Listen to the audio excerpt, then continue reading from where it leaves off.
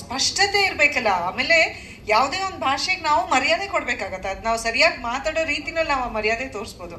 ನಾವು ಏನೋ ಜೋಶಲ್ಲಿ ಡೈರೆಕ್ಟ್ರು ಹೇಳಿದ್ರು ಅಂದ್ಬಿಟ್ಟು ಹೋಗಿ ಟ್ರೈ ಮಾಡಿ ಏನೋ ಉಚ್ಚಾರಣೆ ತಪ್ಪಾಗಿ ಅದು ತಪ್ಪಾಗ್ಬಿಡತ್ತೆ. ಅದಕ್ಕೆ ತಮಿಳಿಗೆ ಕೈ ಹಾಕ್ಲೇ ಇಲ್ಲ.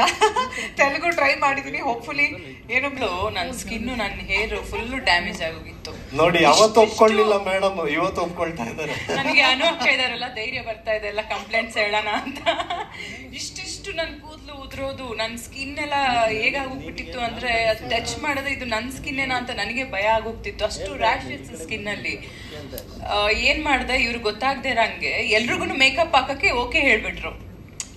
ಅಗೋರಿ ಪಾತ್ರದಲ್ಲಿರುವಾಗ ಎಲ್ಲಾರ್ಗು ವೈಟ್ ಮೇಕಪ್ ಯೂಸ್ ಮಾಡಿದ್ರು. ನಾನು ಏನ್ ಮಾಡಿದೆ, ಎಲ್ರಿಗೂ ಓಕೆ ಹೇಳಿದ್ರಲ್ಲ ಅಂತ ನಾನು ನೆಕ್ಸ್ಟ್ ಟೈಮ್ ಎಲ್ಲರಿಗೂ ಮೇಕಪ್ ಹಾಕೊಂಡು ಬಂದೆ.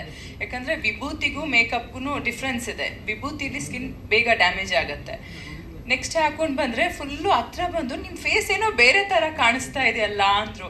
ಬೇರೆ ತರನಾ? ಏನೂ ಇಲ್ಲ ಅಂತ ಹಿಂಗ್ ಕವರ್ ಮಾಡ್ಕೊಂಡೆ. ಇಲ್ಲ ಮೇಡಮ್, ನೀವು ವಿಭೂತಿ ಹಾಕಿಲ್ಲ, ನೀವು ಮೇಕಪ್ ಹಾಕಿದೀರಾ ಅಂತ ನಾನು ಹೇಳ್ದೆ. ಎಲ್ರಿಗೂ ಪರ್ಮಿಷನ್ ಇದೆ ಹಾಕೊಳಕ್ಕೆ, ನನಗ್ ಮಾತ್ರ ನೀವು ರಾ ಫೀಲ್ ಬೇಕು ಅಂತಿರಲ್ಲ ಅಂತ ತುಂಬಾ ಟಾರ್ಚರ್ ಕೊಟ್ಟಿದ್ದಾರೆ ನಮ್ಗೆ. ಕ್ವಾಲಿಟಿ ಮೇಡಮ್ ಅಷ್ಟೇ.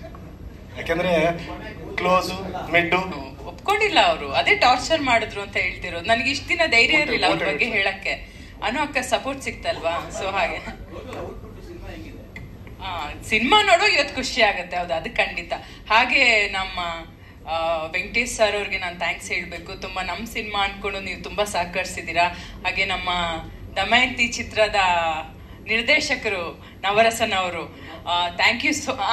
ನಿರ್ಮಾಪಕರು ನಿರ್ದೇಶಕರು ಎರಡೂ ಕೂಡ, ನಿಮ್ಗೂ ಕೂಡ ಥ್ಯಾಂಕ್ಸ್. ನನ್ಗೆಲ್ಲೋ ಅವಕಾಶ ಸಿಕ್ಕಿಲ್ಲ ನಿಮ್ಗೆ ಥ್ಯಾಂಕ್ಸ್ ಹೇಳೋದಕ್ಕೆ. ನನ್ನ ತುಂಬ ಹೃದಯದ ಧನ್ಯವಾದಗಳು ನಿಮ್ಗೆ. ಅವ್ರು ಸಿಗ್ಲಿಲ್ಲ ಸರ್, ಆ ಟೈಮಲ್ಲಿ ತಪ್ಪಿಸ್ಕೊಬಿಟ್ಟಿದ್ರು.